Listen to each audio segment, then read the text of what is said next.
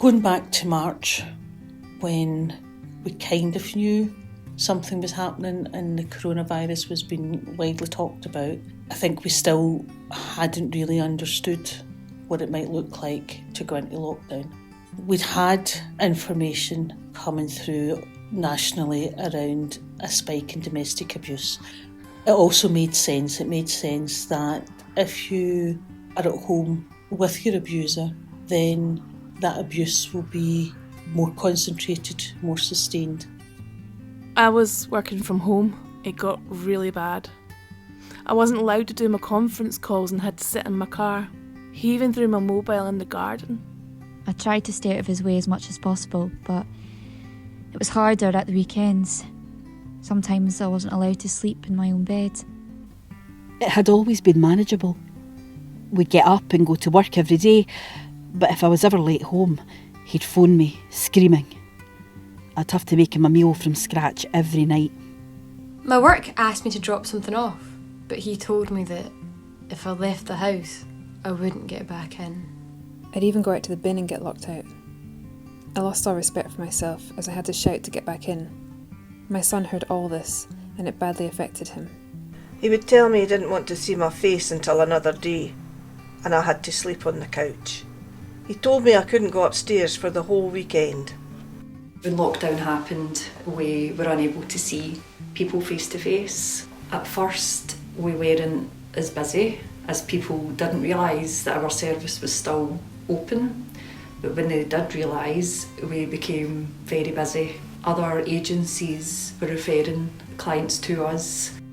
I had completed the initial phase at Women's Aid and was supposed to start group work when we went into lockdown. I was also in counselling again due to my ex-partner stirring up. The support stopped too. I got phone calls from NAWA instead of face-to-face, which was a bit awkward at first. They came out to the house to support me after I reported being stalked and harassed to the police. I had just ended my relationship as lockdown started. It was a huge adjustment as I was fleeing and trying to find my feet. NAWA made sure to check up on me since I couldn't go to any group meetings. The group was what helped me stay social and process my trauma. I started here right at the beginning of lockdown. We were only here a few days and then we went into lockdown, so I don't really know what it was like to work here prior to that, but it was really difficult to get to know the job because obviously we weren't able to go out and meet women. Being a new staff member, I'd never met them, so I was only talking to them on the phone, so it was really difficult to build that relationship, which was hard on them as well because they've got somebody supporting them that they've never saw before, so it was quite difficult and probably took longer. My uni placement was disrupted, so I wasn't going to work during the day. Me and the children made up a daily routine, which was nice. We were a real family. I missed out on the kids' usual routine due to lockdown. They didn't see their dad, and now I'm having to pay for that. Lockdown really set him off. Being in lockdown has made my son's anxiety and meltdown so much worse. He's afraid to go outside and be near people now.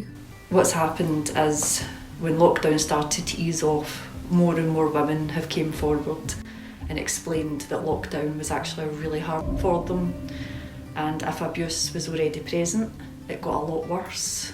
Some women, their partners began being abusive during lockdown, so it's been very difficult for them and very upsetting. He would tell me that no one wanted anything to do with me and he alienated me. He constantly nitpicked at me and commented on my appearance. He always found a way to loan me money and he tried to use it as an excuse not to leave. He knew what he was doing. He would say I was doing things to him, but it was him doing it to me. He called me a liar and would say I am the abuser. He also told me to stop pretending I was a victim. I became very paranoid. I was constantly being threatened. He said he wished I had been born in olden days so I could be stoned to death because I was such a horrible person. Telephone contact initially seemed to be around anxiety, around the virus, around the domestic situation, around money. But that changed through time into telephone conversations around loneliness, around mental health, around depression. Every day it has impacted on my mental health. I feel very isolated and quite sad. You just end up sitting there in the house. Sometimes I would do some tidying, but other days I didn't want to get out of bed. It became a good excuse to give in to my anxiety. It let me hide from people, and I'd sleep to avoid my problems. Every time I would get mail, I would freak out. It made me relapse more often about my ex because I wasn't distracted. Just sat in the house, worrying. I have no confidence and feel very down at times.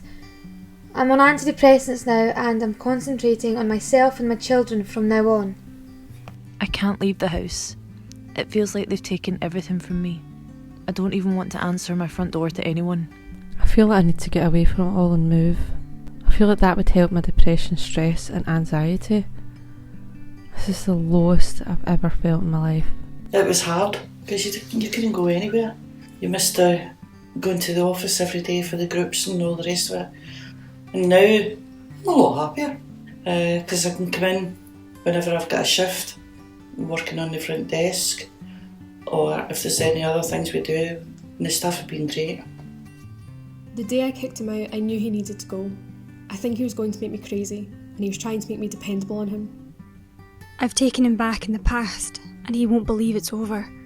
I'm terrified, and I've had to have a panic alarm fitted. I just couldn't see the risks he posed.